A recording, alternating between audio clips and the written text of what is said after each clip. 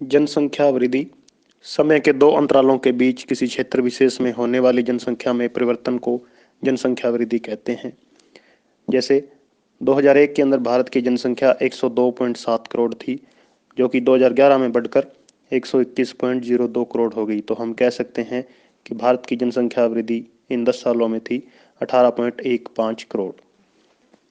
जनसंख्या की वृद्धि दर यह जनसंख्या में परिवर्तन है जो प्रतिशत में व्यक्त किया जाता है, यानी जो भी जनसंख्या बढ़ती है या घटती है उसे यदि हम प्रतिशत में व्यक्त कर दें तो वह वृद्धि दर कहलाएगी।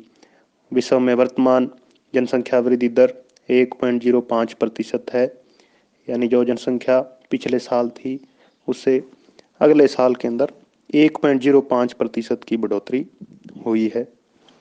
जनसंख्या की प्राकृतिक वृद्धि किसी क्षेत्र विशेष में दो समय अंतरालों में जन्म और मृत्यु के अंतर से बढ़ने वाली जनसंख्या को उस क्षेत्र की प्राकृतिक वृद्धि कहा जाता है।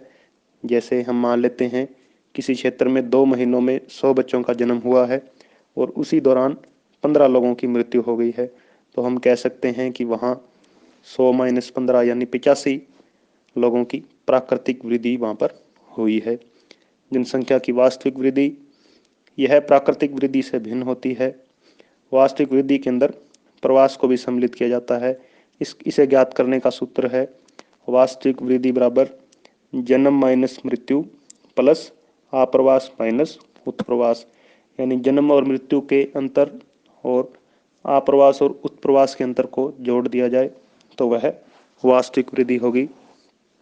जैसे किसी क्षेत्र के अंदर एक साल में 500 बच्चों का जन्म हुआ है और उसी दौरान 65 लोगों की मृत्यु हो गई तथा 50 लोग उस क्षेत्र में आकर रहने लग गए यानी आप्रवास हुआ और 40 लोग बाहर चले गए यानी उत्प्रवास हुआ।